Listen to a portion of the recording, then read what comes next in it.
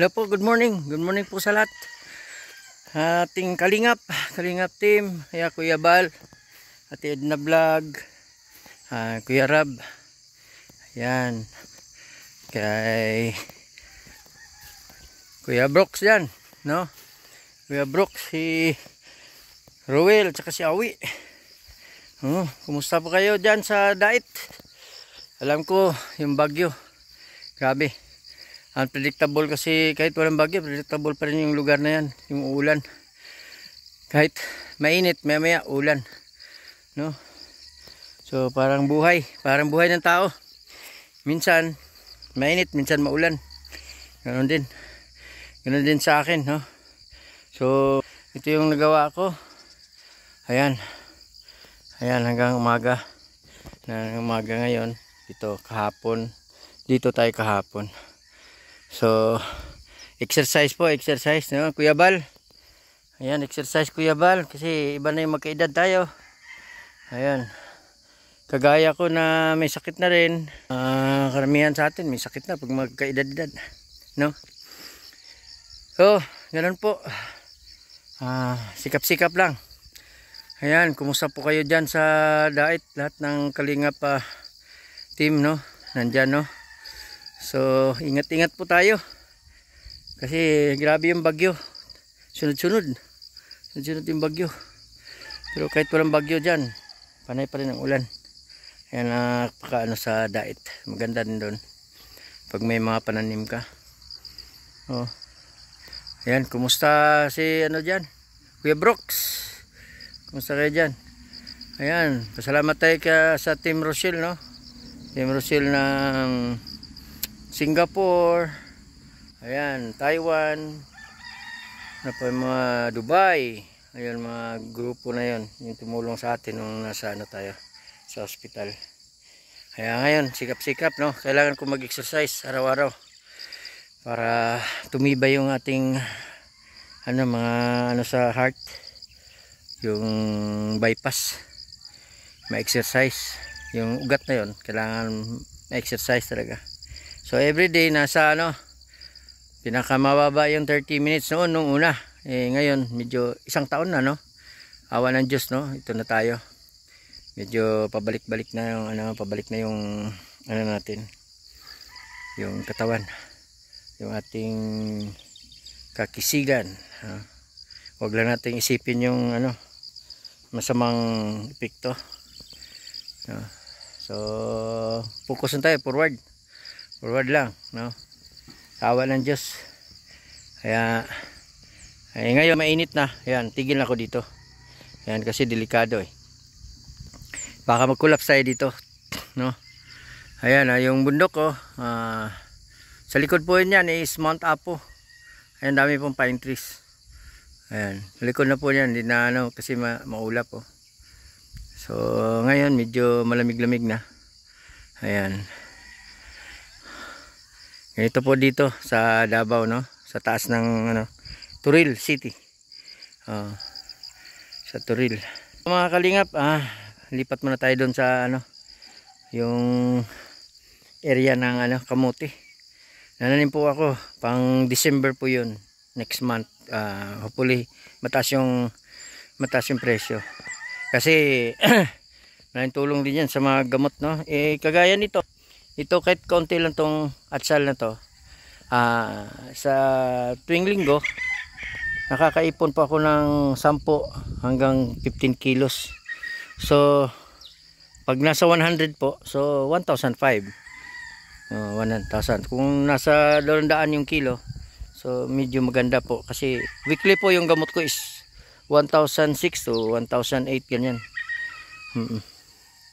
Kailangan natin para hindi tayo mag-apply ng insulin kasi tumataas yung sugar ko pag walang ginagawa. So araw-araw po dito. Ayan, ito po itsura natin dito sa bukid, no? Ayan, nakabuta. So tayo, sikap tayo mga Kalingap. Baka matapos tong 2024, medyo malakas na tayo, pwede na tayo mag-scout Ayan, mag-scout tayo. So punta tayo doon sa Kamuti Station. Medyo lalakarin pa, medyo malayo-layo doon sa kabila po. Hindi po sa akin tong lupa na to, no. Nirent ko lang. Pinagamit lang pala. Yung nirent ko yung sa baba, yung sa banana plantation po. So ganito po yung tubig dito. Malakas, oh. Walang gamit. Ayan. Oy! Ayan, kaibigan natin, no. Kaibigan natin yan, Tom Rider yan, no. Ang ganda ng motor. Pwede yan sa Buti Bakal, oh. Sino kayo may-ari niyan? Sa totoo lang, sa tao ko yun. Ayun. So dito tayo. Silipin muna natin tong ating mga 1 hectare po tong kamuti. So last na po itong tanim dito kasi gagamitin na po na may-ari yung lupa. So tigil na tayo. Last na to. Last na pananim. Medyo madulas. So ayan po. So lagyan natin ng net kasi yung mga manok dumadaan dito, no. Kinakay yung kamuti. Ayun. So awa ng Diyos, oh. Tingnan po natin. Yung kamuti marang pa lang pa to. Isang buwan kalahati. Ito yung mahirap na ito tawag natin sa amin dito is sampinit, no. So marami-rami din to na klase. Sa bagay, last na to na tanim ko dito. So hiningal na ako. Ay nako. Ayan po. So ganito po yun, madami. Ayan, nagbubulak-bulak na, may bulak na. Ayan.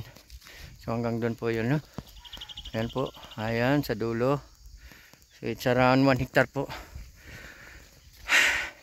Last na po to na tanim ko. And then focus na tayo doon sa saging.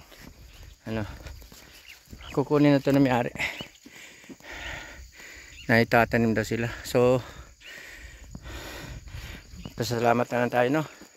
Pinagamit tayo ng lupa. Ayan, malaki sana tong area na to.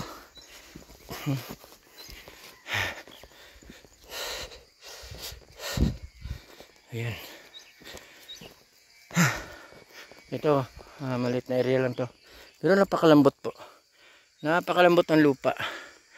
Ayan. So tatanim na natin ito ng mais. Ayan, mais. Para makahabol tayo. So dito po, yun po ang meron din sila lakatan dyan, nasira lang, sayang. Panayang dagdag ng ng building nila sa yan po tinatawag na Camp With Me. Marami pong nagtitent yan kasi malamig po paghapon. Ayan, maganda po ang klima dito. Tapos overlooking, yan po yung city, Davao City. Yan po. So magandang lugar. Kaso mahal lang po ng lupa dito. Nasa 25 million per hectare na. Yung iba 30 million na . So ito lang po yung exercise natin araw-araw. Sira yung mga bayabas. Sira. Kaya sa lahat po ng ating mga kaibigan dyan, kahit bata pa tayo, masanay po tayo mag-exercise, magbigay tayo ng kahit tuwing Sabado o Linggo, no? Or makagawa mas maganda nga pag may interval kayo pag Wednesday. Ayan, at least thrice a week. Kahit mga 1 oras na exercise, yung cardio talaga. Para yung mga toxic sa katawan natin mailabas, no? Tapos more water po. Yun po yung isang gamot sa ating katawan, yung tubig. Tubig po. Kagaya ko, di lang akalain na ganito yung development ko, sa awa ng Diyos, no? Yung mag-absorb ng maraming tubig. Kasi Yun lang talaga para mag-change yung may labas yung mga maruruming ano sa parts sa ating katawan. So kaya and then yung ating mga panalangin, ayan, tuloy-tuloy tayo sa ano nang may kapal po, no, na may takot sa Diyos, may tiwala sa Diyos. Ayan. So thank you Lord, thank you. Maraming salamat po. Maraming salamat din po sa mga taong tumulong, lalo na kay Kuya Bal, kay Ate Edna, Kuya Rab, Royal of Malalag, ayan, kay Auntie Amy. Ayan, thank you po Auntie Amy. Maraming salamat po sa inyo. Ayan, tuloy-tuloy po yung buhay. Ayan, magandang umaga po sa lahat. Thank you po. Thank you Lord. Good morning.